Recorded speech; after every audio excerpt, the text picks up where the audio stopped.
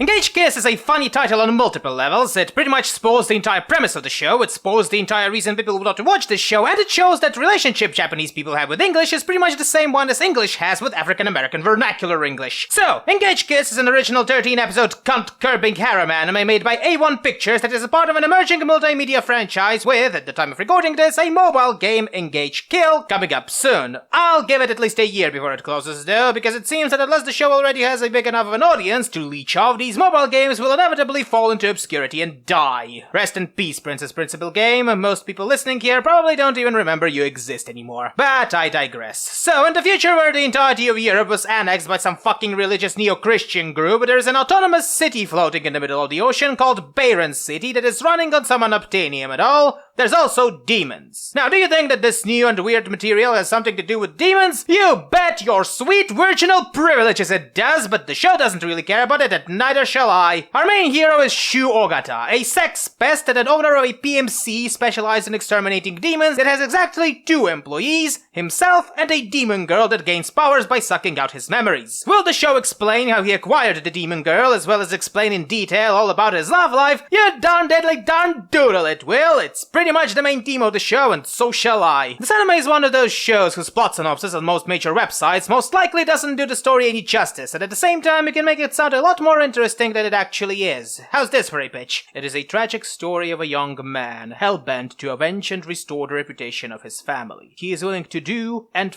fuck anyone to get closer to the truth. For this, he is willing to sacrifice everything and everyone, including himself. Thus he enters a contract with a demon. By getting closer to the truth, he will lose more and more of himself, until he forgets even the point he's fighting for. Sounds sweet, doesn't it? Basically a modern version of Faustus, only the demon is a girl that loves you. It's a shame that the story feels more like a rough retelling of a bigger show, and the ending is kinda lame. But Anti, you successful entrepreneur, I hear you ask, why are you always so focused on the length of the story? If a lot of animes can say everything they want in 12 episodes, and you can cram your opinions in 3 to 6 minutes, surely the problem is more with the quality of the script? Well, my dear viewer, the problem isn't so much the script, and rather the ambitions of the script. What would be the most understandable reference point? So you can easily take the entirety of Attack on Titan from episode 1 to the Rumbling and cram it into 12 to 13 episodes. You can do that with My Hero Academia, Bleach, Date Alive, Certain Magical Index. Name me a show that has been lasting for more than 1 season or arc, and I can guarantee to you it is possible to cram all of that into 1 modern conventional season. Heck, more likely than not, the point of the show won't even change that much. But would it be fun? Would the show gain even nearly as much fans to warrant any level of following?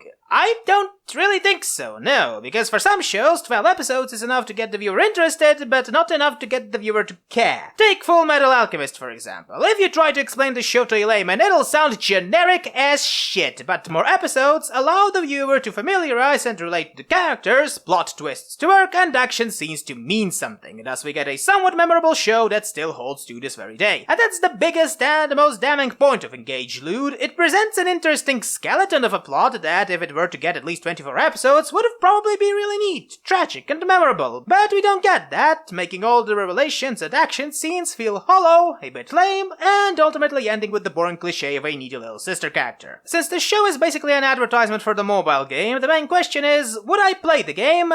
Based on the show alone, not really, no. It lacks the charm and the world building for me to care, and most importantly, the game stars new characters, meaning that I can't even use the meager amount of care I had for the series in the first place. That's the problem with original characters, by the way. Like a media persona turned politician, people will only care about them if they've done something really noteworthy or have an audience larger than the population of Liechtenstein.